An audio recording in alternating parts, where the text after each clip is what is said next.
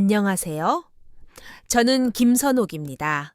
올해 66, 충청도 청양에서 태어나 지금은 남편과 함께 경기도 양주에 살고 있습니다. 젊어서는 전업주부로 살았고 지금은 동네 마을회관에서 자원봉사도 하며 조용히 살고 있지요. 그날은 평범한 하루였습니다. 남편은 텃밭에 나가 있었고 저는 부엌에서 된장찌개를 끓이고 있었습니다. 텔레비전에서는 아침 뉴스가 흘러나오고 창밖에서는 참새들이 지저귀고 있었어요. 아무것도 달라질 게 없을 것 같던 일상이었죠. 그런데 전화벨이 울렸습니다. 화면에 찍힌 이름은 서정화였습니다. 며느리 이름이었죠. 아들 민석이와 결혼한 지 7년째 되는 해였습니다. 그동안 서운한 점도 많았지만 그래도 가끔씩 연락은 해 오던 아이였기에 전화를 받으면서도 기분이 나쁘진 않았습니다. 어머니, 저 할 말씀이 있어요. 첫 마디부터 왠지 예사롭지 않았습니다. 목소리가 떨리고 있었거든요. 저는 손에 들고 있던 국자를 내려놓고 식탁 의자에 조심스레 앉았습니다. 무슨 일이니? 민석이랑 다퉜니? 아니요, 민석이 회사 그만뒀어요. 그 말을 듣는 순간 귀가 멍해졌습니다. 뭐라는 말이 나왔지만 며느리는 이미 울먹이며 계속 말을 이어갔습니다. 자초지종은 이랬습니다. 민석이가 몇 달 전부터 회사에 나가지 않았고 집에서도 거의 말을 하지 않았다는 겁니다. 그리고 얼마 전 아예 사표를 내고 짐까지 싸서 나갔다는 거였어요. 짐을 싸서 나갔다고? 네, 가방 하나만 들고 나갔어요. 그 뒤로 일주일째 연락이 없어요. 핸드폰도 꺼져 있고요. 저는 일순간 말문이 막혔습니다. 아들 민석이는 고등학교 졸업하자마자 직장에 들어가서 악착같이 일만 해온 아이였습니다. 어릴 때부터 얌전했고 누구 하나 미워하는 법 없이 살았던 애였죠. 그런 애가 집을 나갔다. 아무 말도 없이. 그런데 왜 지금 말하니? 일주일이나 됐다면서. 처음에는 금방 돌아올 줄 알았어요. 그런데 그게 멈칫하던 며느리는 갑자기 울기 시작했습니다. 흐느낌이 아니라 꺽꺽 울부짖는 소리였습니다. 저는 가슴이 철렁 내려앉았습니다. 그리고 무언가가 이상하다는 느낌이 서서히 들기 시작했어요. 정화야? 뭔가 숨기는 거 있니? 대답은 없었습니다. 울음도 멈췄고 전화기 너머는 이상할 만큼 조용했어요. 그날 오후 저는 남편과 함께 서울로 올라갔습니다. 아들이 살던 아파트는 조용했습니다. 초인종을 눌러도 반응이 없었습니다. 며느리는 문을 열어주지 않았고 경비실에서도 이상한 낌새는 못 느꼈다며 고개를 저었습니다. 그날 밤 저는 며느리와 마주 앉았습니다. 그녀는 무기력한 얼굴로 앉아 있었고 제가 무슨 말을 해도 눈을 제대로 마주치지 않았어요. 겨우 꺼낸 말이 이거였습니다. 어머니, 민석이 그동안 많이 힘들어 했어요. 저도 어떻게 해줄 수가 없었어요. 그게 전부였습니다. 더는 묻지도 않았습니다. 뭔가 감추고 있는 게 분명했으니까요. 숨기는 자의 눈빛은 말하지 않아도 보입니다. 저는 그날 밤 잠을 이루지 못했습니다. 무언가 아주 큰일이 벌어지고 있다는 예감이 들었으니까요. 그리고 그 일이 벌어졌습니다. 며느리 정화가 커피를 내려주겠다고 주방으로 들어간 사이 저는 조심스럽게 아들의 방 문을 열어보았습니다. 그곳은 생각보다 깔끔했고 이상할 만큼 정돈되어 있었습니다. 벽에는 아들이 어릴 때 그려주던 가족 그림이 아직 그대로 붙어 있었고 책상 위에는 먼지가 소복이 쌓여 있었습니다. 마치 누군가 일부러 손을 대지 않으려 했다는 듯한 기분이 들었어요. 책상 옆에 놓인 가죽 소파에는 민석이가 자주 입던 셔츠가 가지런히 개켜 있었는데 이상하게도 그 셔츠에는 향수 냄새가 났습니다. 제가 아들에게 사준 향수는 아니었습니다. 더 여성스럽고 진한 낯선 향이었습니다. 그 순간 등줄기를 타고 한기가 흘렀습니다. 집에서 사라진 건 아들뿐만이 아니었던 겁니다. 저녁 식사 자리에서 저는 참다 못해 조심스레 물었습니다. 정화야, 민석이가 마지막에 혹시 다른 얘기는 안 하고 갔니? 정화는 고개를 저었습니다.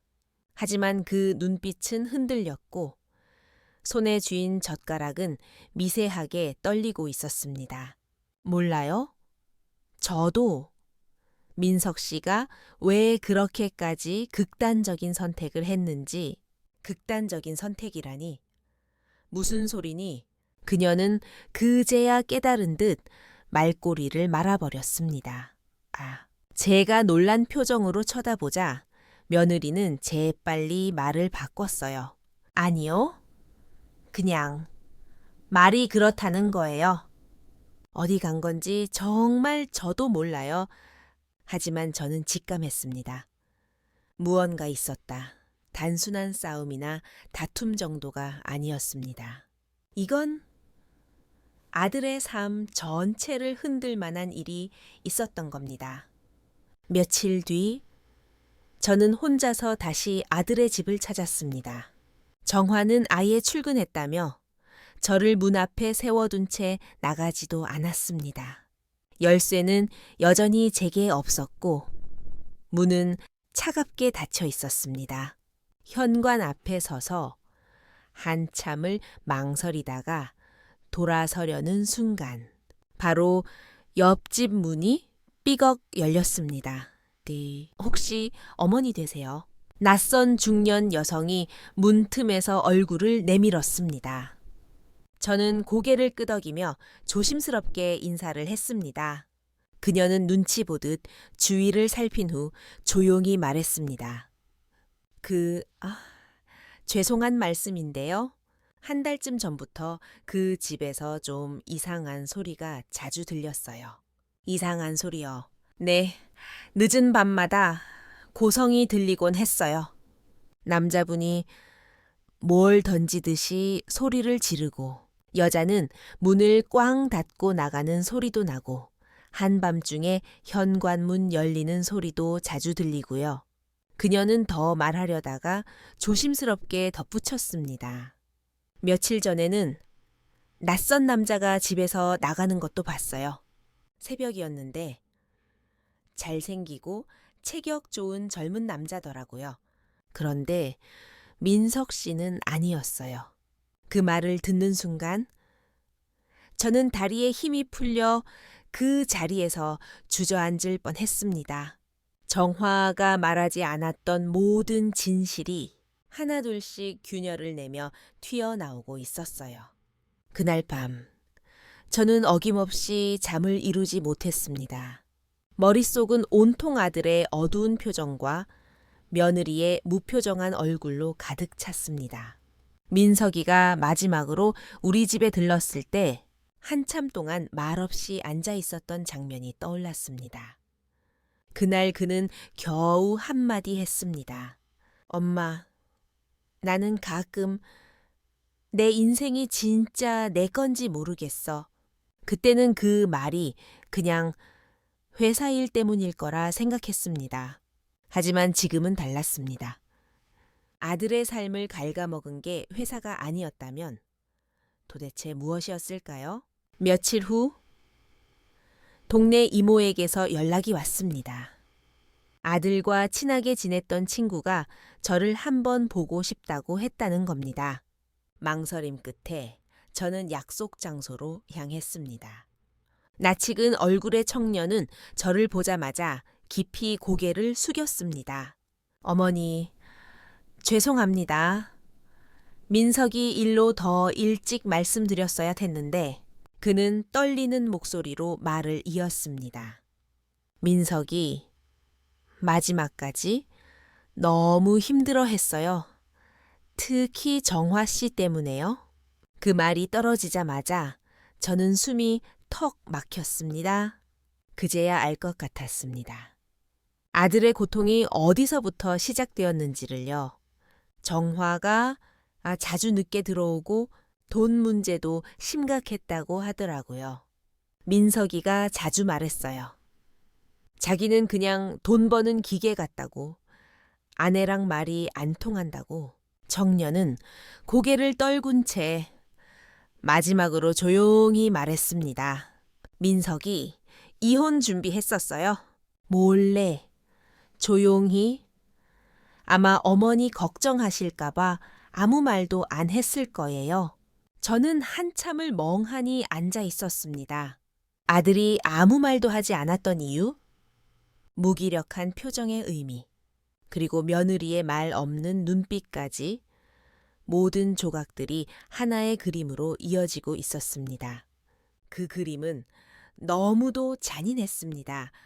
그날 이후로도 며느리 정화는 단 한 번도 먼저 연락을 해오지 않았습니다.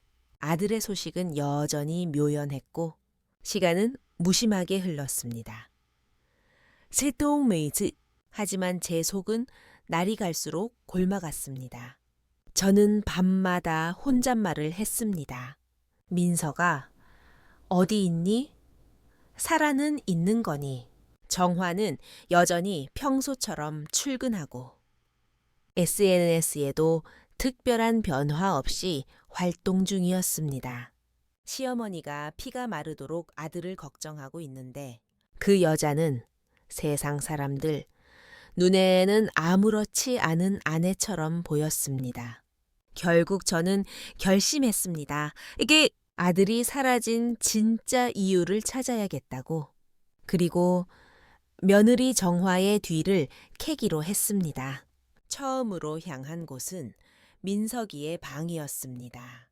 제가 예전 민석이 집에 들렀을 때 봤던 그 셔츠와 책상 위에 놓인 사진 액자, 그리고 서랍 속 깊숙이 넣어두었던 노란 봉투 하나가 기억났기 때문입니다. 다시 정화의 집을 찾았습니다. 이번엔 열쇠를 가진 남편이 함께였고 며느리는 어쩔 수 없이 문을 열었습니다. 어머니, 갑자기 왜 또 오셨어요? 정화는 피곤한 얼굴로 도무지 반가움이라곤 1도 없는 눈빛으로 저를 맞았습니다. 민석이 방 좀 정리하려고 왔다. 네가 바쁘면 우리가 알아서 할게. 그녀는 한숨을 쉬더니 별말 없이 고개를 끄덕였습니다. 남편은 거실에서 묵묵히 앉아 있었고 저는 조용히 민석이 방으로 들어갔습니다. 서랍장은 전보다 더 정돈돼 있었고 책상 위엔 새로 바뀐 컴퓨터가 있었습니다. 그런데 무언가 이상했습니다. 분명 예전에 본 민석이의 수첩, 볼펜, 개인 사진들, 그런 사소한 것들이 모조리 사라져 있었습니다. 정화가 일부러 치운 것처럼요. 벽장 안쪽을 열어보니 옷걸이 한쪽에 정체 모를 여성용 옷이 몇 벌 걸려 있었습니다. 정화의 사이즈가 아닌 듯 했어요. 라벨에는 낯선 브랜드 이름이 붙어 있었고 그중 한 벌은 태그가 그대로 달려있는 새 옷이었습니다. 그리고 그 옷 옆에 놓인 크고 묵직한 쇼핑백 안에는 명품 로고가 박힌 작은 상자가 들어 있었습니다. 뚜껑을 열자 안에는 고급 시계 하나가 들어 있었고 영수증엔 아들 이름에 카드 번호가 찍혀 있었습니다. 숨이 턱 막혔습니다. 아들의 통장에서 이런 걸 산 사람이 누구인지 더 이상 의심할 여지가 없었어요. 저는 쇼핑백을 닫고 조심스럽게 봉투에 담아 제 가방에 넣었습니다. 그때 방문이 조용히 열리며 며느리가 들어왔습니다. 어머니, 뭐 하세요? 정리 좀 하려던 참이다. 이건 민석이 거 같아서 가져가려고. 정화는 제 손에 들린 봉투를 보더니 얼굴빛이 변했습니다. 하지만 금세 표정을 숨기고는 아무 말 없이 돌아섰습니다. 그 모습이 오히려 더 섬찟했습니다. 평소 같으면 싫은 소리라도 했을 아이가 너무도 조용히 물러나는 모습에서 저는 확신했습니다. 정화는 지금 어떤 비밀을 숨기고 있습니다. 그리고 그 비밀은 제 아들 민석이의 실종과 관련이 있다는 것을요. 그날 밤 저는 쇼핑백 안의 물건들을 하나하나 꺼내어 살폈습니다. 그리고 시계 뒷면에 새겨진 작은 문구를 발견했습니다.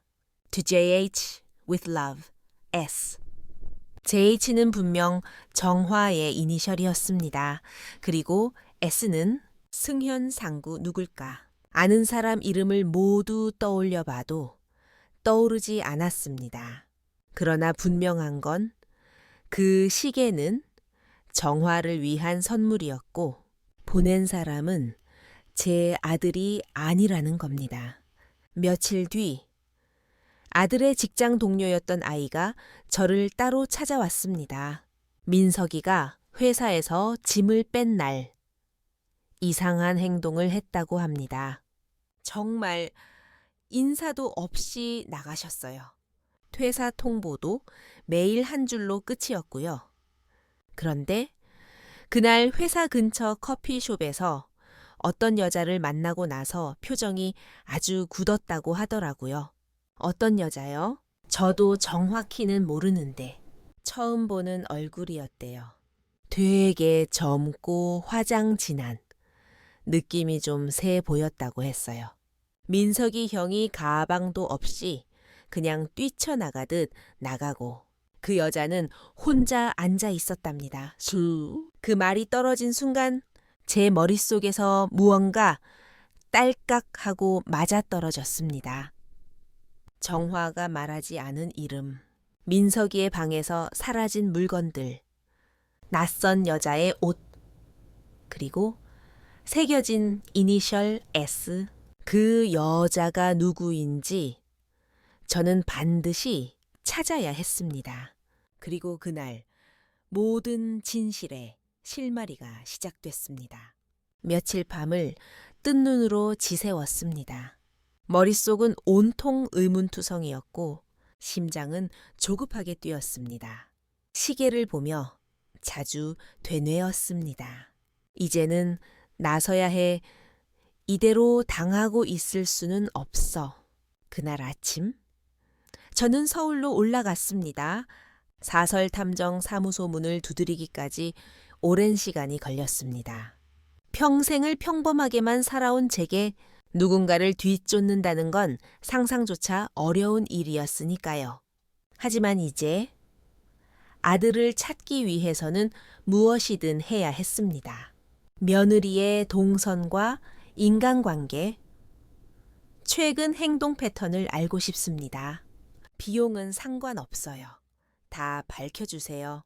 탐정은 제 얼굴을 찬찬히 살피더니 조용히 고개를 끄덕였습니다. 그리고는 다이어리 한 장을 넘기며 말했습니다. 보통 이번 3일이면 감이 옵니다. 너무 조급해하지 마세요. 대신 며느님의 최근 사진 하나 주시겠어요? 저는 핸드폰을 꺼내 그녀의 SNS 프로필 사진을 보여주었습니다. 한치의 미소도 없는 차가운 얼굴. 그 얼굴이 이제는 낯설게 느껴졌습니다. 이틀 후 연락이 왔습니다. 목요일 오후 3시 강남역 근처 카페 엘로이. 며느리분 남성과 접촉합니다. 확인하실래요? 저는 망설임 없이 네라고 대답했습니다. 그리고는 제일 검은 옷을 꺼내 입고 평소보다 2시간이나 일찍 집을 나섰습니다. 도착한 카페는 모던한 인테리어에 유리창으로 내부가 훤히 들여다 보이는 구조였습니다. 창가 자리에 앉아있는 정화는 낯설 만큼 다른 사람이었습니다. 평소 보던 그녀의 모습과는 달리 진한 화장에 고급스러운 블라우스를 입고 있었고, 마주 앉은 남자는 양복을 말쑥하게 차려입은 체격 좋은 40대쯤 되어 보이는 사람이었습니다. 그들의 대화는 들리지 않았지만 표정과 몸짓으로도 충분히 전해졌습니다. 정화는 가끔씩 웃으며 남자의 팔을 가볍게 툭툭 쳤고, 남자는 그녀의 손등을 스치듯 건드리며 고개를 끄덕였습니다. 가슴속에서 뜨거운 무언가가 솟구쳤습니다. 아들이 그렇게 실종된 이후에도 정화는 저 남자와 이렇게 웃고 있었다는 사실이 견딜 수 없었습니다. 그때 남자가 그녀에게 작은 상자를 건넸습니다. 익숙한 포장이었습니다. 명품 브랜드 로고가 선명했고, 크기로 보아 반지나 목걸이쯤 되는 것 같았습니다. 정화는 주변을 한번 둘러본 뒤 상자를 열어보더니 소리 없는 미소를 지었습니다. 마치 오래전부터 기다려온 보상을 받는 얼굴이었어요. 그 표정을 보는 순간 저는 손에 쥐인 종이컵을 덜컥 떨어뜨릴 뻔했습니다. 저 여자는 내 아들을 두고 다른 남자와 심장이 떨리고 몸이 굳었습니다. 하지만 저는 카페에 들어가지 않았습니다. 대신 휴대폰을 꺼내 그 장면을 조용히 사진으로 남겼습니다. 그리고 집으로 돌아와 울었습니다. 한참을 울었습니다. 분노가 아니라 참담함과 쓰라림에. 다음 날 탐정사무소에서 연락이 왔습니다. 며느리분, 최근 몇 달간 특정 남성과 주기적으로 만남을 가져왔습니다. 남자의 이름은 차승혁, 건축회사 소속이며 유부남입니다. 그는 제게 자료를 내밀었습니다. 사진, 통화기록, 출입기록 모두가 명확하게 말하고 있었습니다. 며느리는 정식적인 불륜 관계에 있었고, 그 시작은 적어도 6개월 전으로 추정된다는 것이었습니다. 게다가 더 이상한 게 있습니다. 탐정은 망설이다가 말을 이었습니다.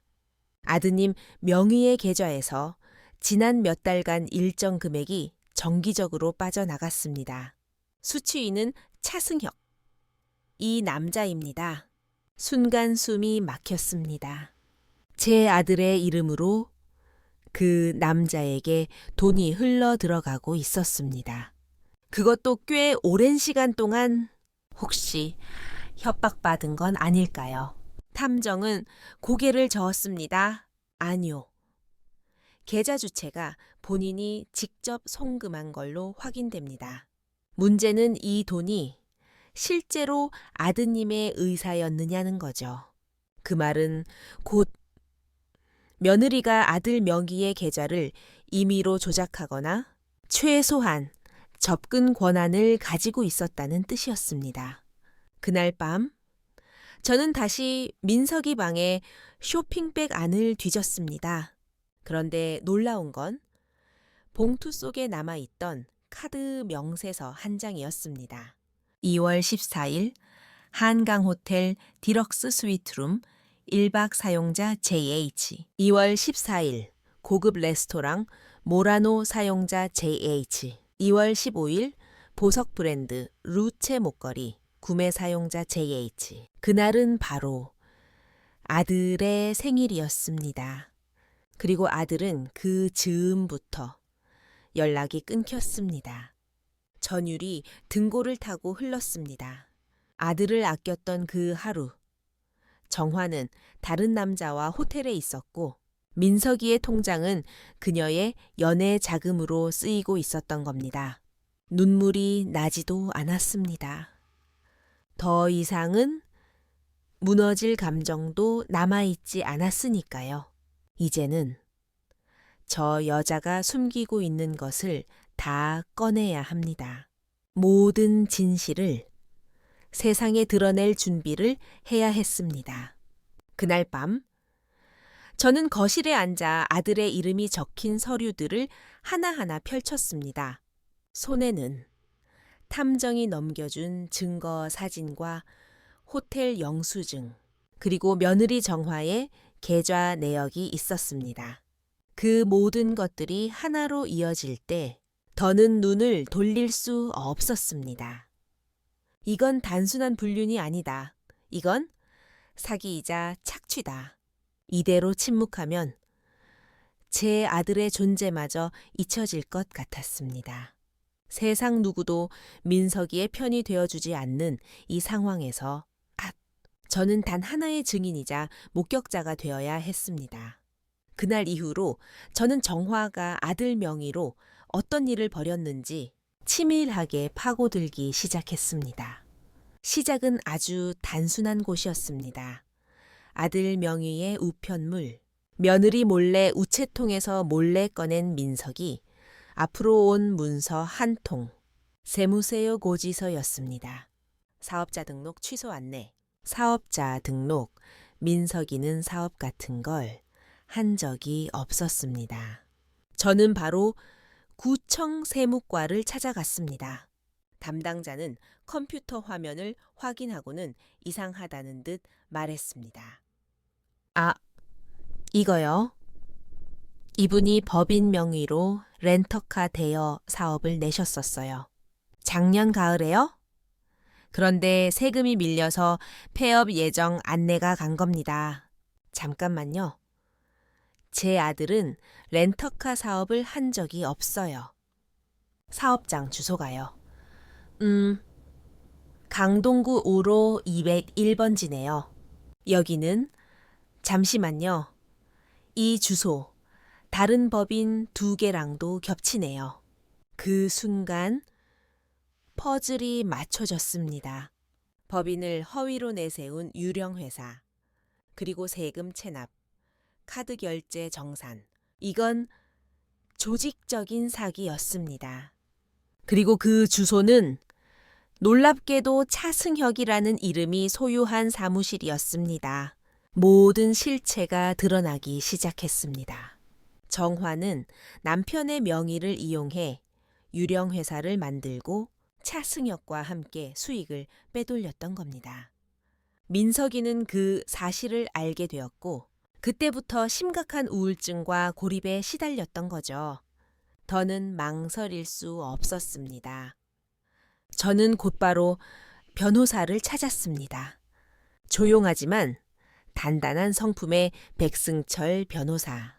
오랜 지인의 소개로 만난 그는 서류를 조용히 넘기며 말했습니다. 증거 확보는 충분히 가능해 보입니다.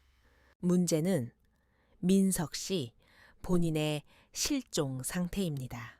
공식적인 수사 요청은 하셨나요? 경찰에 실종 신고는 해뒀지만 성인 남성이라며 적극적으로 수사해 주질 않더군요. 하지만 전 알아요. 내 아들은 그냥 사라진 게 아닙니다. 변호사는 제 눈을 바라보며 단호하게 말했습니다. 그렇다면 민사부터 시작하겠습니다. 계좌권 침해, 명예 도용, 재산 분할 문제까지, 그리고 추가로 형사 고발도 준비해야 합니다. 부탁드립니다. 꼭 정화, 그 여자와 그 남자, 끝까지 가고 싶어요. 저는 그렇게 법적 절차를 밟기 시작했습니다.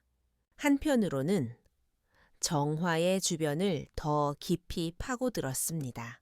탐정에게 부탁해 그녀가 다니는 회사, 주기적으로 만나는 인물, 심지어 그녀의 핸드폰 통화 기록까지 확보했습니다. 그리고 그 안에서 결정적인 증거를 발견했습니다. 녹음 파일, 2023년 12월 28일 정화, 민석이 이제 무력해. 아무 말도 못해. 어차피 돈줄은 내가 쥐고 있고. 남자 너 그 집까지 다 정리되면 우리 해외 나가는 거 맞지? 정화 응 그 영감탱이네. 지분도 다 민석이 이름으로 돼 있어 시간 문제야. 그 목소리를 들으며 저는 치가 떨렸습니다. 내 아들이 그 여자에게 철저히 이용당하고 있었던 겁니다. 저는 바로 녹음 파일을 USB에 담아 변호사에게 넘겼습니다. 백 변호사는 그것이 결정적인 의도된 경제적 착취의 증거가 된다고 했습니다. 그리고 곧장 가처분 신청을 넣었습니다. 민석이 명의로 된 모든 자산 이전을 막기 위해서였습니다. 며칠 후 저는 정화를 다시 마주했습니다. 그녀는 여전히 냉정하고 태연했습니다. 어머니, 또 왜 오셨어요? 저는 조용히 종이봉투 하나를 내밀었습니다. 봉투 안에는 녹음 파일 4본과 고소장 초안, 계좌 명세서, 법인 등기부 등본, 모든 증거가 들어 있었습니다. 정화는 처음엔 무표정으로 펼쳐보더니 어느 순간 입술이 파르르 떨렸습니다. 그리고 마침내 얼굴빛이 새하얘졌습니다. 이게 다 어디서 너희 내 아들한테 뭐 했니? 정화는 아무 대답도 하지 못했습니다. 거짓말을 늘어놓던 입이 그제야 닫혔습니다. 이제 전쟁이 시작됐습니다. 조용하고도 치열한 끝을 향한 전쟁. 고소장이 접수되던 날, 저는 떨리는 손으로 법원 출입문을 밀었습니다. 평생을 아이들 밥 해 먹이며 살아왔던 제 인생에 고소라는 단어는 너무 멀고도 낯선 단어였습니다. 하지만 저는 더 이상 물러설 수 없었습니다. 이건 단지 며느리 하나를 벌 주려는 게 아니라 제 아들 민석이의 존재를, 그 억울함을 이 세상에 남기기 위한 싸움이었으니까요. 그날 오후 백승철 변호사에게 전화가 왔습니다. 김선옥 여사님, 법원에서 가처분 신청 받아들였습니다. 민석 씨 명예 재산은 이제 보호받습니다. 정화 씨가 더 이상 손을 댈 수 없게 되었어요. 그 말을 듣는 순간 저는 처음으로 눈물을 쏟았습니다. 싸움은 이제 막 시작됐지만 드디어 한 줄기 빛이 보이기 시작한 것 같았습니다. 하지만 그렇게 안도한 것도 잠시뿐이었습니다. 다음 날 아침, 집으로 이상한 등기 우편 하나가 도착했습니다. 보낸 이는 정화의 변호인이었습니다. 고소에 따른 대응 통지서라는 문구가 적힌 종이에는 저를 명예훼손 및 허위사실 유포 혐의로 맞고소한다는 내용이 적혀 있었습니다. 그뿐 아니라 아들의 정신건강 문제로 인해 정화가 극심한 피해를 입었다는 주장도 포함돼 있었습니다. 순간 눈앞이 핑 돌았습니다. 이제는 피해자 코스프레까지 하겠다는 건가. 저는 진정한 분노가 무엇인지 그날 처음 알았습니다. 평생을 참고 살아온 제가 이토록 이가 갈릴 정도의 분노를 느끼다니요. 그리고 그날 밤 아들의 방에 홀로 앉아 오래된 노트를 뒤적이던 중이었습니다. 책장 깊숙이 낡은 운동화 상자 하나가 손에 걸렸습니다. 열어보니 그 안에는 민석이의 낡은 노트와 함께 손바닥만 한 소형 녹음기가 들어 있었습니다. 버튼을 눌러보니 찌직거리는 소리와 함께 아들의 목소리가 들렸습니다. 정화는 날 사람 취급하지 않아. 돈만 벌어다주는 기계지. 집에 들어와도 내 자리는 없어. 내 얘기를 들어주는 사람도 내 편도 없어. 그 남자 차승혁 분명히 뭔가 있다. 둘이 내 통장으로 무슨 짓을 하고 있는 건지 더 알아봐야 해. 그 순간 제 손이 덜덜 떨리기 시작했습니다. 아들이 이미 모든 걸 알고 있었던 겁니다. 그리고 혼자 조사까지 해왔던 겁니다. 그런데도 아무에게도 털어놓지 못한 채 그렇게 혼자 무너지고 있었던 거죠. 저는 이 녹음기를 백승철 변호사에게 건넸습니다. 그는 몇 차례 듣고는 말없이 고개를 끄덕였습니다. 이건 결정적인 증거가 될 겁니다. 특히 아드님이 그들의 관계를 인지하고 있었고 정신적 고통을 받고 있었다는 사실은 민사뿐 아니라 형사에도 유리하게 작용합니다. 며칠 뒤 경찰서에서 연락이 왔습니다. 김선옥 여사님, 실종 수사 관련해서 전달받은 자료 중에 확인할 것이 있어 연락드렸습니다. 혹시 민석 씨, 최근에 비트코인 계좌나 가상화폐 관련 거래를 했던 사실 알고 계셨습니까? 비트코인이요? 그런 거 모릅니다. 우리 애 그런 거 할 줄도 몰라요. 그렇다면 그 명의로 거래된 건 누군가의 대리 거래일 가능성도 배제할 수 없겠네요. 저희가 자금 추적 들어가겠습니다. 더는 언니. 그리고 정화 씨와 차승혁 씨 참고인 신분으로 조사 요청 예정입니다. 이제야 수사가 움직이기 시작했습니다. 그날 밤 저는 남편과 마주 앉아 소주 한 잔을 나눴습니다. 남편은 굳은 얼굴로 한참을 말없이 있다가 조용히 입을 열었습니다. 여보, 민석이 혹시 살아있을까? 그 말에 저는 답하지 못했습니다. 아니, 그 질문이 가장 무서웠으니까요. 차라리 아들이 어딘가 숨어 살고 있다면 그게 나을지도 모릅니다. 그런데 정말 그것이라면 저는 과연 견딜 수 있을까요?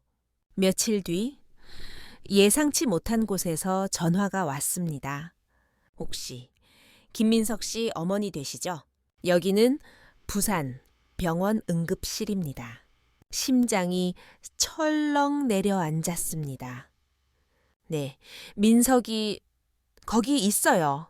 잠시 의식을 잃고 실려 오셨는데 입원 당시 신분증이 없어서 연락처만 남겨뒀습니다. 지금은 안정된 상태인데 말을 거의 하지 않습니다. 저는 들고 있던 전화기를 떨어뜨릴 뻔했습니다. 아들이 살아 있었습니다. 그리고 입을 닫고 있었습니다. 병원 문을 여는 순간 저는 숨이 멎는 줄 알았습니다.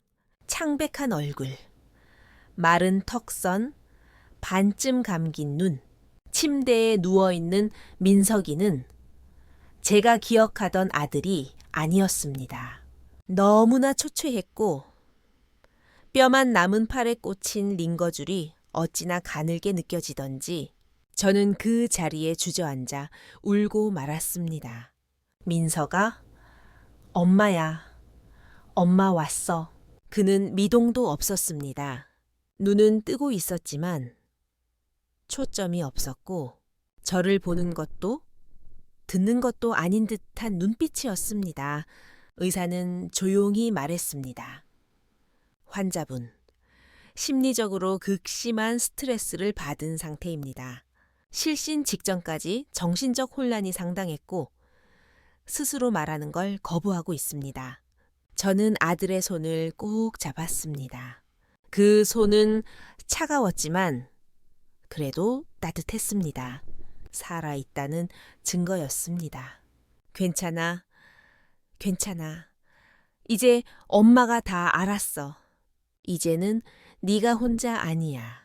다시는 그렇게 혼자 두지 않을게. 그날 밤 병실 간이 침대에서 저는 아들의 손을 잡은 채 잠들었습니다.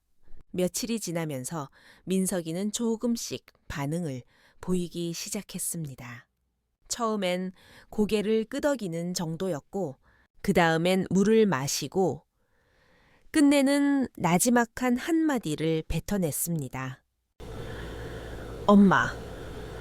그 말에 저는 눈물을 쏟으며 아들을 끌어안았습니다. 살아 있어줘서 고맙고, 견뎌줘서 고맙고, 다시 불러줘서 고마웠습니다. 민석이는 며칠 후부터 조금씩 자신이 겪은 이야기를 털어놓기 시작했습니다. 그는 한참을 말없이 있다가 조용히 입을 열었습니다.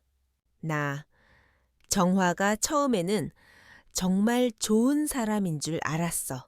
성실하고 똑똑하고 내가 부족한 걸 다 채워주는 사람이라고 믿었지. 그의 말은 무겁고 절망에 젖어 있었습니다. 근데 언제부턴가 나를 투명인간 취급하더라고. 집에 들어와도 말 한마디 안 하고 휴대폰만 붙들고 있고, 내가 뭐라고 말하면 돈부터 제대로 벌어와 라는 말만 반복하고, 그는 떨리는 손으로 이 말을 짚었습니다. 내 이름으로 대출을 받았더라.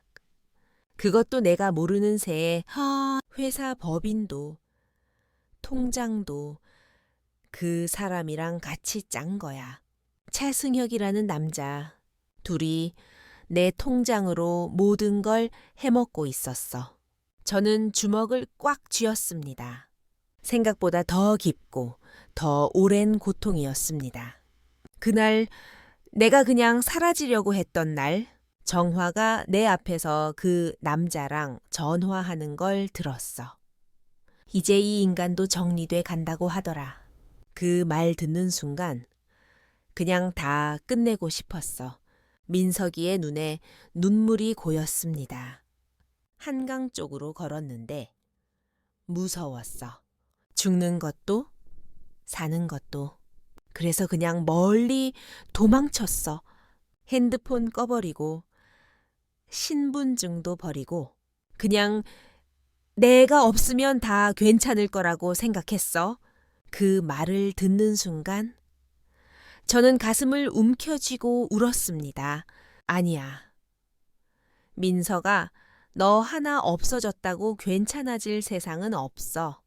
네가 없는 세상은 엄마에겐 지옥이야. 무슨 일이 있어도 넌 살아 있어야 해. 살아서 말해야 해.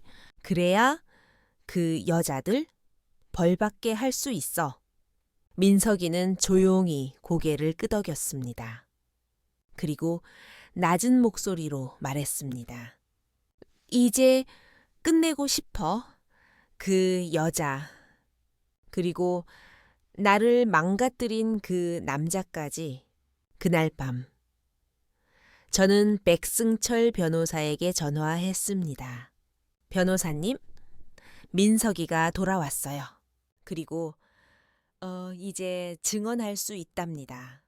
다음 날 민석은 경찰 조사에 응했습니다. 그는 모든 걸 말했습니다.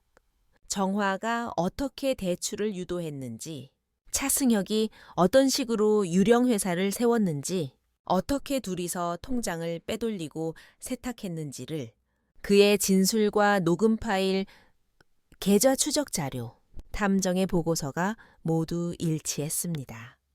경찰은 바로 수사팀을 꾸렸고 정화와 차승혁은 동시에 소환 통보를 받았습니다. 그리고 저는 조용히 복수의 계획을 시작했습니다. SNS를 통해 정화의 일상을 파악하고 그녀가 자주 출입하는 모임과 직장 동료들에 대한 정보도 수집했습니다. 그녀가 철저하게 꾸며왔던 이미지, 착하고 성공한 여성, 헌신적인 아내, 그 위선의 껍데기를 깨트릴 준비를 했습니다. 이제 그동안 쌓아온 모든 분노와 눈물, 그 고통의 무게를 돌려줄 차례였습니다. 정화는 여전히 세상을 속이고 있었습니다. 고소장을 받고도 뻔뻔하게 SNS에 근사한 카페 사진을 올리고 친구들 모임에서 자신을 피해자처럼 연기하고 있었습니다. 남편이 우울증으로 가출했어요. 집에서 너무 힘들게 했거든요. 요즘은 시어머니까지 저를 못 살게 굴어요. 그 말들이 거짓이라는 걸 저는 알고 있었습니다. 아니, 이제는 모두가 알게 될 겁니다. 백승철 변호사와 상의 끝에 우리는 민석의 복귀 사실을 비공개로 유지한 채 치밀한 복수 수순을 밟아가기로 했습니다. 정화의 위선을 그녀가 아끼는 무대에서 직접 깨트리는 방식으로 말입니다. 첫 번째 타격은 그녀가 활동 중이던 여성 커뮤니티였습니다. 정화는 그곳에서 자수성가형 커리어맘으로 통했고 멘토로까지 불리고 있었습니다. 저는 그곳 익명 게시판에 아주 조심스럽게 하나의 글을 올렸습니다. 남편 명의로 불법 유령회사 설립 후 그 통장으로 외간 남자에게 수천만 원을 송금하고 남편 실종 후에도 고급 호텔과 명품으로 생활비를 쓰는 여자. 그녀는 지금도 멀쩡히 SNS에서 자립 여성으로 포장 중입니다. 그 글은 순식간에 수백 개의 댓글을 달고 정화의 계정은 비공개로 전환되었습니다. 하지만 이미 캡처된 그녀의 사생활은 그대로 돌아다니기 시작했습니다. 두 번째는 그녀가 다니는 회사 인사팀에 전달한 내부 고발서였습니다. 사내 자금 유용 의혹, 배우자의 명예 도용에 따른 법적 소송 중 언론 보도 예정 자료 포함. 이 문서와 함께 첨부한 고소장 사본은 그녀의 상사를 단숨에 당황하게 만들었습니다.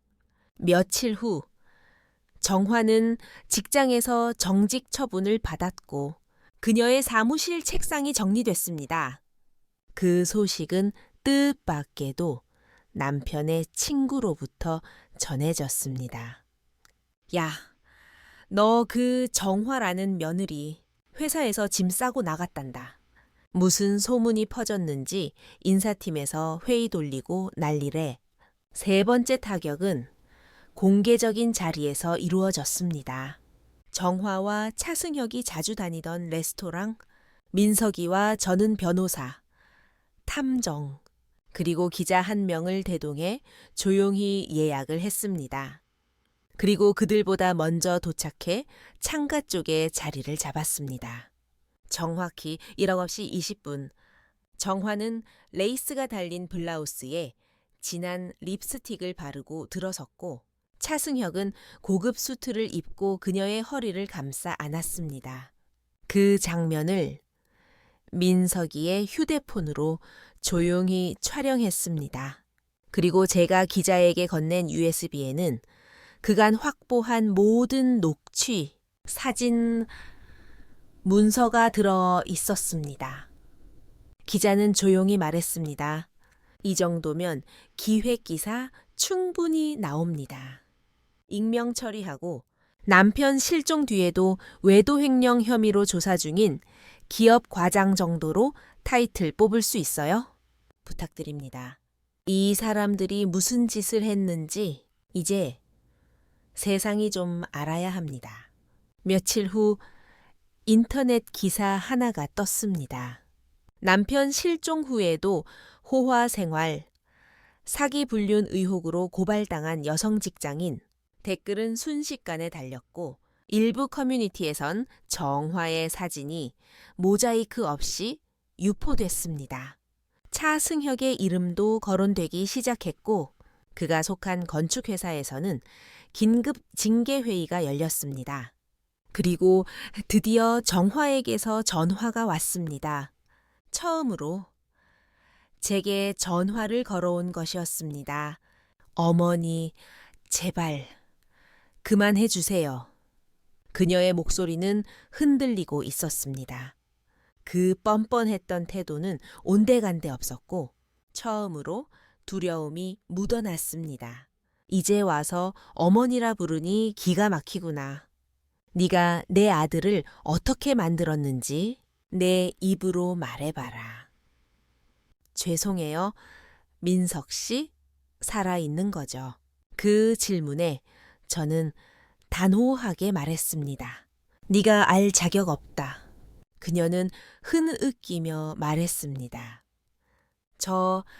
저도 그땐 어쩔 수 없었어요. 차승혁이 제가 빠져나올 수 없게 만들었어요. 제가 통장을 쓴 것도 협박당한 거예요. 저는 비웃듯 말했습니다. 그럼 네가 호텔에서 받은 반지는 협박당해서 받은 거니 명품 목걸이도 남편 병든 줄 알면서 웃고 찍은 SNS 사진도 그녀는 말을 잇지 못했고 저는 마지막으로 말했습니다. 법정에서 보자. 네가 무너지는 모습 똑똑히 지켜볼게. 그녀는 전화를 끊었습니다. 그날 밤 민석은 제게 말했습니다. 엄마, 이제 좀 살 것 같아요. 수만 쉬던 가슴이 다시 움직이는 기분이야. 저는 그 손을 꼭 잡고 대답했습니다. 이제 시작이야, 아가. 너는 살아야 돼. 살아서 너를 망가뜨린 사람들 다 똑똑히 마주해야 해. 법원 복도는 숨이 막힐 만큼 조용했습니다. 사람들이 속삭이는 소리조차 귀에 쨍쨍하게 들릴 정도로 긴장된 공기가 맴돌고 있었죠. 그날 저는 법정에 증인으로 섰고 민석은 증인 보호 요청 아래 가림막 뒤에서 진술을 시작했습니다.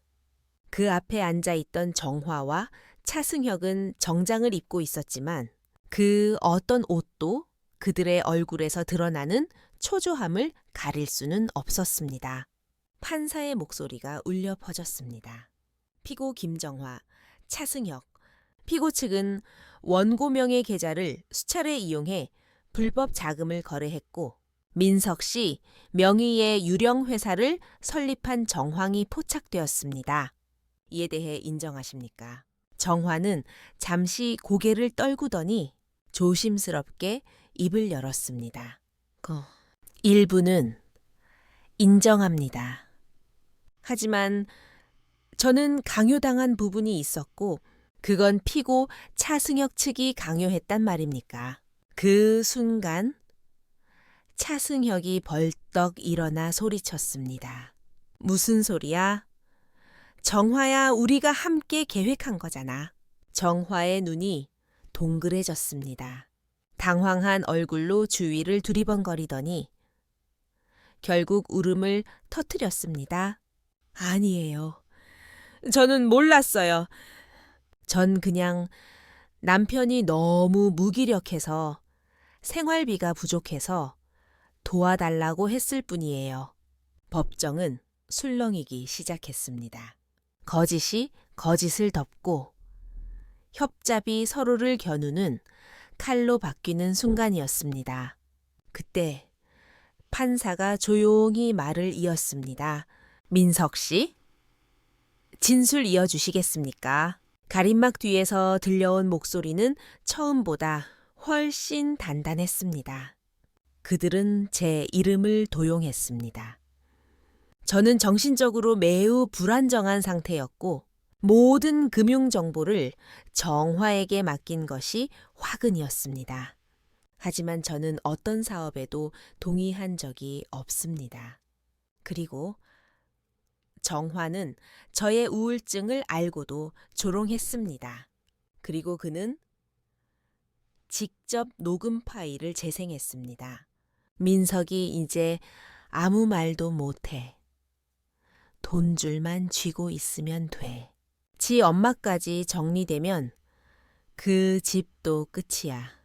법정 안은 숨죽인 차에 듣고 있었고 음성이 끝나자 정화는 그 자리에서 무릎을 꿇었습니다. 죄송합니다. 죄송합니다. 그런 말 제가 왜 했는지도 모르겠어요. 그녀는 울며 사과했지만 이미 돌이킬 수 없는 강을 건넌 뒤였습니다. 검사는 형량을 구형했습니다. 사기죄, 명의도용, 횡령, 불법 사업자 등록, 정신적 학대, 이 모든 혐의가 적시됐고 재판은 형사와 민사를 병합한 후속 절차로 넘어갔습니다. 정화는 정직했던 삶을 벌인 대가로 법정에서 얼굴을 들지 못했습니다. 차승혁은 그 자리에서 수갑이 채워졌고 조사 결과 과거에도 유사한 전과가 있던 인물로 밝혀졌습니다. 재판을 마치고 나오는 길, 복도 한켠에서 정화의 어머니가 저를 붙잡았습니다. 선옥 씨, 부디 한 번만 용서해줘요. 정화도 한때는 좋은 아이였어요. 저는 조용히 고개를 저었습니다. 당신 딸이 망가뜨린 건 내 아들의 인생이고 내 가족의 신뢰입니다. 그건 평생 돌이킬 수 없어요. 그 죗값은 세상이 대신 물어줄 겁니다. 그 순간 저는 다시는 떨지 않았습니다. 법정 안에서 제 아들은 진실을 말했다는 사실이 저를 버티게 해주었습니다. 며칠 후 기사는 올라왔습니다. 남편 실종 뒤 명예도용, 불륜, 법정에서 무릎 꿇은 착한 며느리의 실체. 사람들은 말했습니다. 아니야, 저렇게 당하고도 참고 살았다고. 세상에 친정엄마가 그렇게 키웠나? 저 시어머니 진짜 대단하다. 한 방에 다 뒤집었네.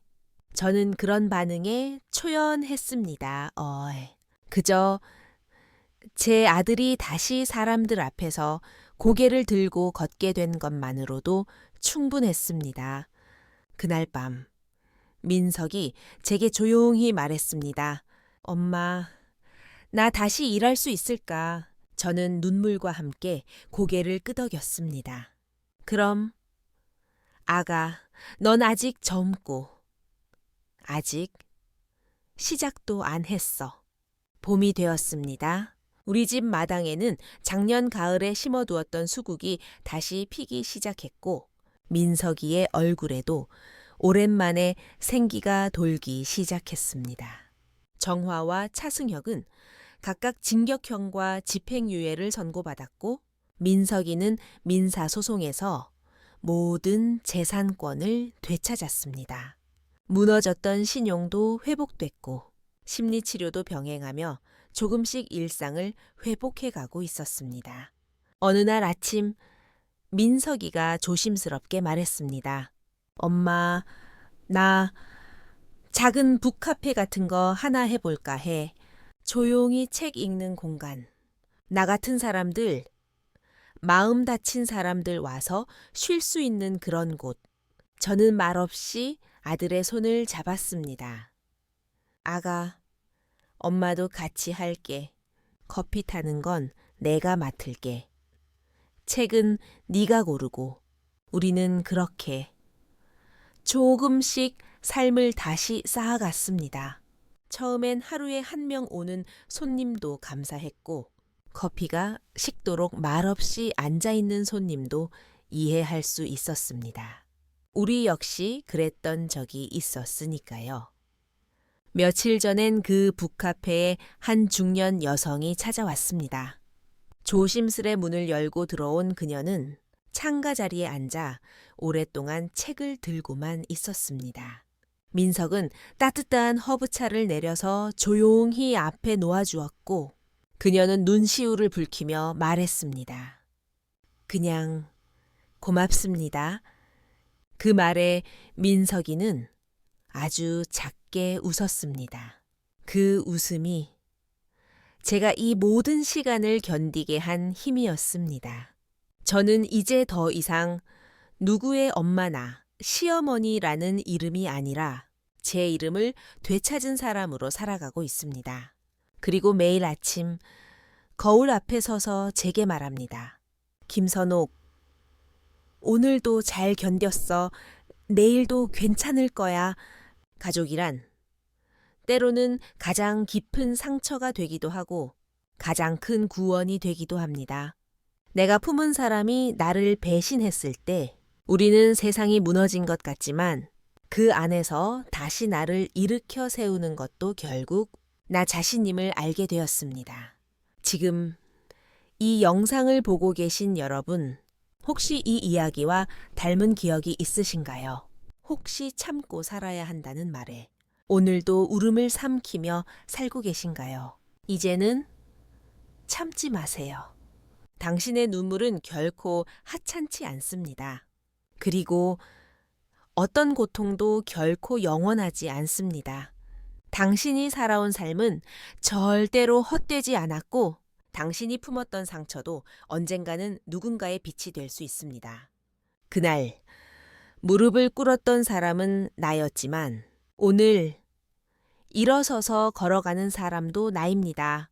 감사합니다. 그리고 여러분이라면 어떻게 하시겠습니까? 이야기가 도움이 되셨다면 좋아요와 댓글, 구독으로 응원해 주세요. 여러분의 사연도 언제든 들려주세요. 다음 이야기에서 다시 뵙겠습니다. 고맙습니다.